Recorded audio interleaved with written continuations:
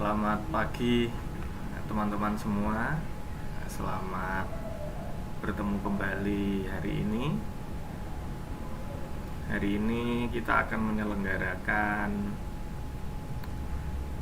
ujian tengah semester untuk mata kuliah jaringan komputer dan komunikasi data atau komunikasi data dan jaringan. Karena ini perkuliahan kompleks, gabungan antara beberapa kelas, jadi mungkin mata kuliahnya agak sedikit berbeda antara yang satu kelas dengan kelas yang lainnya. Saya sarankan untuk Anda yang sudah mengikuti acara ini, yang sudah mengikuti perkuliahan ini, jangan lupa untuk presensi di Siakat ya, karena record kehadiran Anda akan tercetak dan terpantau pada Siakat ya. Walaupun Anda melihat, mendengar, menyaksikan live ini tetapi lupa tidak presensi di Siakat, secara sistem Anda dinyatakan tidak mengikuti perkuliahan. Makanya saya sarankan sekali lagi agar jangan sampai lupa untuk presensi di Siakat. Makanya di video saya paling bawah mesti muncul tulisan presensi pada Siakat. Nah, sebelum ujian hari ini kita mulai, jika nanti ada kendala hal teknis, silakan langsung Anda sampaikan melalui live chat yang tersedia, sehingga saya bisa memantau perkembangan dari live chat yang ada. Dengan demikian, keluhan Anda akan segera terdeteksi. Kalau memang sampai levelnya agak serius, bisa langsung tertangani. Itu yang saya sampaikan sebagai prolog ujian tengah semester untuk mata kuliah komunikasi data dan jaringan periode hari ini. Nah, untuk aturan-aturan yang saya berlakukan pada kuliah hari ini ya, tepatnya untuk ujian pada mata kuliah di komunikasi data dan jaringan, bisa Anda saksikan pada layar Anda masing-masing. Ada aturan-aturan MIT atau ujian akhir semester yang harus Anda pahami. Yang pertama, Anda cukup menjawab dari pernyataan yang nanti muncul di tampilan layar Anda dengan jawaban benar atau salah. Jadi pertanyaannya pada ujian kali ini bentuknya atau modelnya adalah pernyataan. Jadi Anda cukup menjawab pernyataannya benar atau salah. Nah, setelah Anda memberikan jawaban, bisa menentukan jawaban sesuai dengan pengetahuan yang Anda kuasai. Kalau Anda menjawab benar, berikan alasan secara detail. Kalau menurut pemikiran yang Anda ketahui itu adalah salah, juga berikan alasan secara detail. Tentunya alasan-alasan ini dilandasi dengan ilmu pengetahuan yang sudah saya sampaikan. Kalau masih kurang paham, nanti bisa di googling lagi, bisa dicari lagi, atau Anda bisa memutar ulang video yang pernah saya sampaikan. Nah, lantas kalau Anda sudah bisa memberikan gambaran alasannya beserta jawabannya tadi, Anda ketik di jawaban yang Anda berikan tadi, diketik dalam format dokumen. Jadi Anda ketik dalam format dokumen. Entah Anda menggunakan Microsoft Office, entah Anda menggunakan Open Office, ya. Semuanya pokoknya dalam format dokumen. Kemudian format dokumen tadi, dari jawaban yang sudah Anda sampaikan, yang Anda ketik dalam format dokumen, filenya dikemas dalam bentuk PDF. Jadi dibuat PDF, jangan biarkan dalam bentuk Microsoft Word.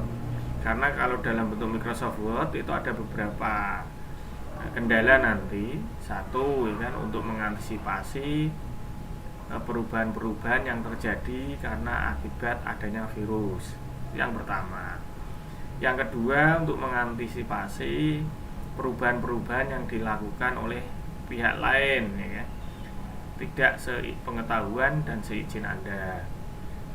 Yang ketiga, ya, ketika nanti format Microsoft Office-nya atau Open Office-nya berbeda, ya, dari Anda membuat dengan sistem yang saya punyai itu berbeda, otomatis kan terjadi convert. Lah, supaya konversi data atau konversi tulisan jawaban Anda tidak mengalami perubahan. Tapi ketika Anda menggunakan format PDF, otomatis jawaban yang Anda kirimkan ke saya tidak akan berubah, baik jawabannya maupun format tulisannya. Nah, yang sudah terkonsep, terkemas dalam file PDF tadi, silakan Anda kirim ke Facebook di grup Communication Center Learning, di mana grup tersebut biasa Anda mendownload materi yang sudah saya sampaikan. Jadi Anda bisa di-upload atau Anda kirim ke grup Communication Center Learning. Nah, jawaban yang Anda berikan, yang sudah Anda format PDF, yang Anda kirimkan ke grup Communication Center Learning pada Facebook tadi, itu ditunggu paling lambat minggu depan. Ditunggu minggu depan sampai pukul 23.00 WIB, jadi jam 11 malam. Ya, harinya sama, jadi tetap Anda mendapatkan kesempatan untuk mengerjakan soal yang saya berikan ini selama 7 hari, ya. Diawali hari ini sampai minggu depan, tepat pada pukul 23.00. Pengiriman yang dilakukan setelah atau selebih jam 23.00, maka jawaban dianggap gugur atau Anda dianggap tidak mengumpulkan. Ya, seperti itu ya, bisa dipahami, ya. Kalau kurang paham atau mungkin ada sesuatu, langsung tanyakan saja melalui live chat yang ada. Jadi komunikasi kita bisa lancar, ya kan? Kendala kita bisa teratasi, permasalahan kita bisa terselesaikan, ya. Anda tidak begitu kesulitan teknis untuk mengikuti ujian tengah semester. Saya pun dalam menyampaikan juga merasa istilahnya puas karena bisa menyampaikan dan bisa diterima dan dicerna oleh masing-masing mahasiswa. Terus kemudian kalau Anda Facebooknya masih bingung, ya kan, Anda bisa lihat tampilan seperti ini, ya kan. Nah, tampilan pada Facebook ini tetap kalem dan baca Pancasila. Nah, Facebook ini bisa Anda temukan ya dengan mudah, karena ini sifatnya saya buat untuk grupnya itu terbuka. Jadi setiap anggota grup bisa mengirimkan pesan, setiap anggota grup bisa mengirimkan postingan, setiap anggota grup bisa mengirimkan file.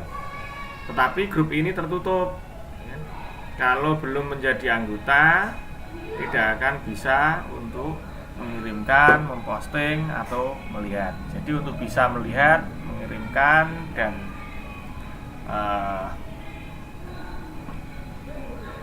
ini agak bising ya, mohon maaf. Ini kebetulan anak-anak main di rumah, jadi agak sedikit noise gangguannya. Lagi untuk jawaban Anda bisa Anda kirimkan ke grup Facebook ini, Communication Center Learning. Bagi Anda yang belum tergabung dalam grup ini, silakan nanti bergabung, akan saya approve ya. Jawaban akan saya tunggu selama 1 minggu ke depan. Jadi bisa untuk mengevaluasi, bisa untuk mempersiapkan alasan, bisa dicerna lagi, dianalisis lagi, disesuaikan dengan kondisinya. Kira-kira seperti itu yang saya sampaikan untuk permulaan. Semoga Anda bisa mengikuti ujian kali ini dengan lancar, bisa mengerjakan dengan baik, sesuai dengan harapan, dan nilai keberhasilan Anda dalam mengikuti perkuliahan saya bisa 100% bisa tercapai. Saya puas dalam mengajar, Anda juga puas dalam menerima perkuliahan. Kita bisa sharing ilmu, mungkin dalam kesempatan yang lain kita bisa bertemu, dalam kesempatan yang lain kita saling bisa bertatap muka dalam nuansa yang friendly, enjoy, kekeluargaan, sehingga kita bisa santai.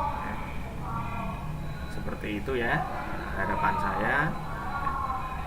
Oke, kita mulai saja untuk ujian tengah semester kali ini ya. Untuk pernyataan kalimat pertama, jadi ini bisa Anda lihat, ini pernyataan ya, bukan pertanyaan. Jadi ini adalah pernyataan, bukan pertanyaan. Pertanyaan untuk ujiannya dalam bentuk pernyataan. Jaringan komputer adalah sebuah sistem yang terjadi atas komputer dan perangkat jaringan lainnya yang bekerja bersama-sama untuk mencapai suatu tujuan yang sama. Nah, ini bisa Anda lihat, bisa Anda cerna pernyataan ini, Anda sesuaikan, Anda cari referensinya, benar apa salah. Kalau menurut Anda pernyataan ini benar, tulis saja pernyataan ini dengan istilah, dengan jawaban benar. Tapi kalau menurut Anda pernyataan ini salah, tulis saja pernyataan ini dengan jawaban salah. Anda menjawab benar tentunya punya alasan, Anda menjawab salah juga punya alasan. Sampaikan alasan itu, ya kan? Tulis alasan itu, ketik alasan itu, ya. Itu yang pertama. Terus kemudian untuk yang pernyataan kedua, secara garis besar jaringan komputer dapat dinyatakan sebagai berikut. Secara garis besar ya, jaringan komputer dapat dinyatakan sebagai berikut. Hardware itu ada komputer plus media komunikasi. Software ya, itu untuk program komunikasi, termasuk di dalamnya protokol. Terus yang ketiga itu penyandian bersama antar komputer. Terus berikutnya kemampuan mengontrol kesalahan atau error handling. Ini pernyataan yang kedua. Jadi dari pernyataan ini silakan dibaca, silakan dilihat lagi, ya kan? Kira-kira benar nggak secara garis besar jaringan komputer seperti yang disampaikan ini? Kalau menurut Anda salah, jangan ragu, jawab salah. Kalau menurut Anda benar, jangan ragu juga, jawab benar. Nah, tapi jangan lupa kasih saya alasan. Kalau Anda benar ya alasannya apa, kalau salah alasannya apa. Intinya itu malah justru di alasan ya. Alasan Anda itu apa ya. Jangan sampai nanti Anda kerjasama tapi kerjasamanya tanpa analisis. Jawaban yang satu salah, jawaban yang satu benar, tapi alasannya sama persis. Nah ini kan kacau ini. Kalau seperti ini kan, wah ini dapat diketahui bahwa dua jawaban ini copy paste salah satunya. Jadi dapat dikatakan terjadi duplikasi jawaban. Nah kalau hal ini terjadi, ya kedua-duanya mungkin saya anggap akan salah dan tidak mengerjakan. Sehingga harus dimatchingkan. Dan Anda harus kasih literasinya, Anda harus kasih referensinya, sehingga bisa menguatkan dari jawaban Anda semua. Untuk pernyataan yang ketiga, aplikasi yang memanfaatkan jaringan komputer. Yang pertama, perdagangan dan pemasaran. Aplikasi-aplikasi yang memanfaatkan adanya jaringan komputer di sana. Jadi jaringan komputer itu diaplikasikan pada apa saja yang di bawah ini, salah apa benar gitu ya. Perdagangan dan pemasaran, layanan-layanan finansial, industri, pesan elektronik. Pesan elektronik itu di dalamnya mencakup juga email, ya, elektronik mail, SMS, ya, chatting. Yang dimaksud chatting itu seperti WhatsApp, Skype, LAN, itu chat ya. Kalau email ya elektronik mail ya email biasa, elektronik itu surat elektronik biasanya itu ya, yang berakhiran @.com, @.co.id, pokoknya ada @-nya itu ya. Terus berikutnya aplikasinya itu diterapkan pada pertukaran data elektronik atau transfer file. Terus yang berikutnya adalah untuk informasi. Terus ada telekonferensi, ada telepon seluler, dan ada TV kabel. Nah dari semua yang saya sajikan ini, mengaplikasikan memanfaatkan jaringan komputer apa tidak? Kalau ada salah satu dari yang saya sebutkan di bawah itu tidak memanfaatkan dan mengaplikasikan jaringan komputer, ya berarti jawab dengan jawaban salah. Tapi kalau seluruh yang saya tuliskan di situ memanfaatkan dan mengaplikasikan jaringan komputer, ya tulis dengan benar. Lalu kasih saya contoh-contohnya, kasih alasan-alasan. Seperti itu cara menjawabnya. Terus kemudian untuk pernyataan yang keempat, klasifikasi jaringan komputer meliputi local area network atau LAN,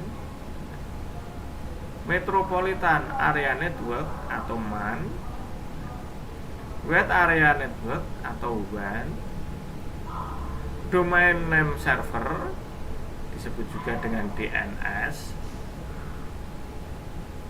Jadi kalau kita menyebut DNS nanti itu ada dua istilah ya. Ada istilah domain name server atau DNS, ada domain name system, sama-sama DNS-nya. Terus ada domain host control protocol atau DHCP. DHCP itu domain host control protocol, statik dan dinamik. Nah ini klasifikasi jaringan komputer. Lah apakah ini semuanya klasifikasi jaringan komputer? Bisa iya, bisa tidak. Kalau iya berarti silahkan Anda jawab benar. Tapi kalau tidak, silahkan Anda jawab salah. Berikan alasannya secara detail. Terus kita menuju pernyataan yang kelima. Anda lihat di gambar, gambar topologinya itu, baik kanan maupun gambar kiri yang bawah. Di situ tertulis topologi bus. Satu kabel yang kedua ujungnya diterminasi. Bus terhubung sepanjang bus. Paling prevalen dan sederhana. Jadi paling prevalen dan sederhana. Terus pernyataan terakhir membutuhkan konsentrator. Nah, ini silahkan Anda cermati. Gambar itu dilihat, dianalisis. Terus atas ada tulisannya topologi bus. Bawahnya tertulis satu kabel yang kedua ujungnya diterminasi. Bus terhubung sepanjang bus. Paling prevalen dan sederhana. Membutuhkan konsentrator. Silakan dijawab, direnungkan, dianalisis. Untuk pernyataan kalimat yang keenam, amati lagi, yaitu di bawah ada gambar kanan dan kiri. Jadi kalau yang sisi kanan itu adalah gambar topologi secara universal, yang sisi kiri itu gambar topologi secara visual. Jadi gambarnya seperti itu. Silakan dilihat. Atas tertulis topologi bintang. Nah, topologi bintang itu juga dalam istilah sainsnya itu kadang disebut dengan topologi star. Jadi ada yang menulis dan menyebut dengan istilah topologi star. Nah, di bawah topologi bintang atau star itu ada tulisan hubungan membentuk geometri bintang. Setiap host terhubung ke suatu konsentrator. Adanya terminator berhambatan 50 ohm. Lebih handal. Nah, silakan Anda tentukan sendiri. Pernyataan ini benar atau salah.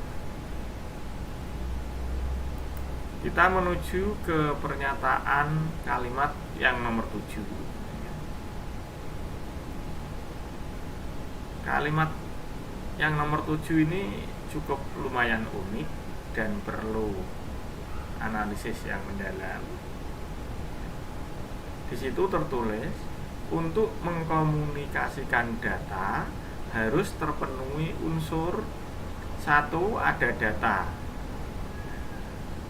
2. Ada pengirim, 3. Ada yang mengirim, 4. Ada media, 5. Ada aturan, 6. Ada komputer. Ada datanya, ada pengirimnya, ada yang mengirimkan, ada medianya, ada aturannya, ada komputernya. Silakan Anda tentukan.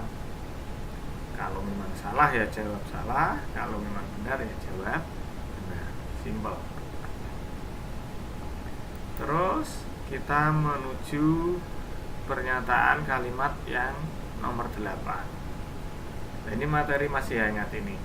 Ini materi yang sempat ditanyakan oleh teman Anda saat minggu tenang kemarin. Jadi sempat menanyakan materi ini. Yang ditanyakan kebetulan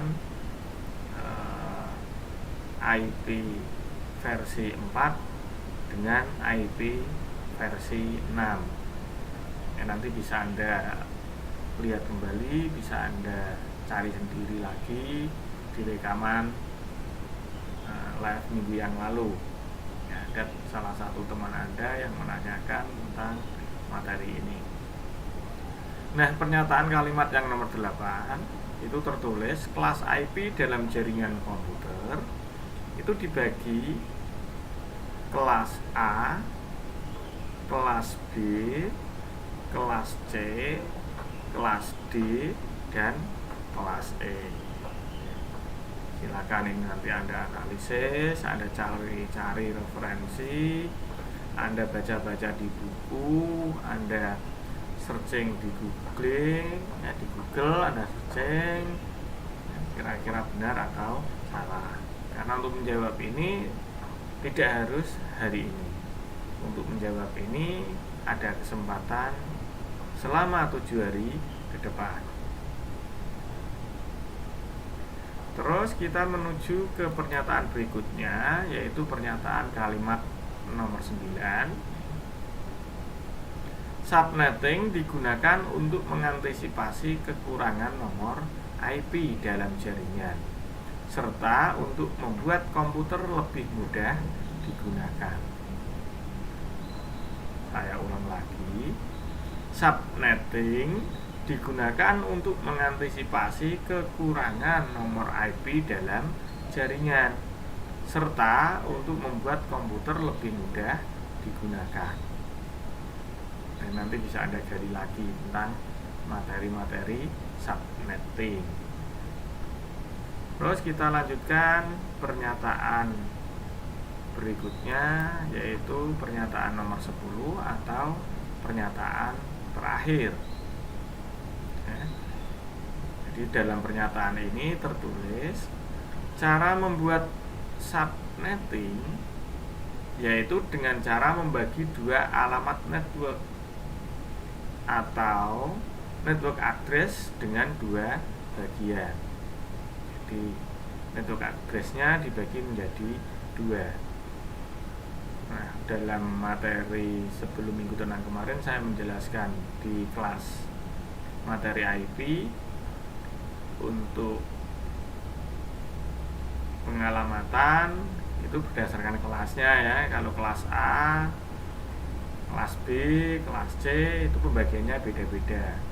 Kita asumsikan kelas B saja lah. Kelas B dua bagian depan itu disebut dengan network ID. Terus dua bagian belakang itu disebut dengan host ID. Nah, dalam pernyataan 10 ini berkaitan dengan subnetting, yaitu subnetting dengan teknik membagi dua alamat network atau network address dibagi dengan dua bagian. Satu bagian untuk host ID dan satu bagian untuk subnet ID. Jadi alamat network itu adalah network ID kemarin itu yang bagian depan. Benar atau salah? Jadi sudah dibagi dua, kemudian dibagi dua lagi. Ya, ini benar apa salah? Kalau menurut Anda salah, ya salahkan saja. Tapi kalau menurut Anda benar, ya silahkan kasih alasannya. Ya. Begitupun juga yang menyalahkan tadi harus disertai dengan alasannya. Mungkin itu yang bisa saya sampaikan untuk ujian akhir semester kali ini. Dari 10 pernyataan yang tersaji, Anda cukup menjawab benar atau salah. Kalau sudah menentukan benar atau salah, tentunya Anda punya argumen. Nah, argumen itu silakan Anda ketik, Anda jadikan format PDF, lalu jawaban yang sudah terformat dalam PDF silahkan Anda kirim ke grup Facebook Communication Center Learning. Itu saja yang mungkin bisa saya sampaikan. Kurang lebihnya mohon maaf. Sekali lagi, hari ini untuk pertemuan ujian tengah semester Saya ucapkan selamat mengerjakan. Semoga Anda berhasil dalam ujian kali ini dan mendapatkan hasil yang sangat memuaskan. Dari saya akhiri dengan ucapan terima kasih. Selamat pagi.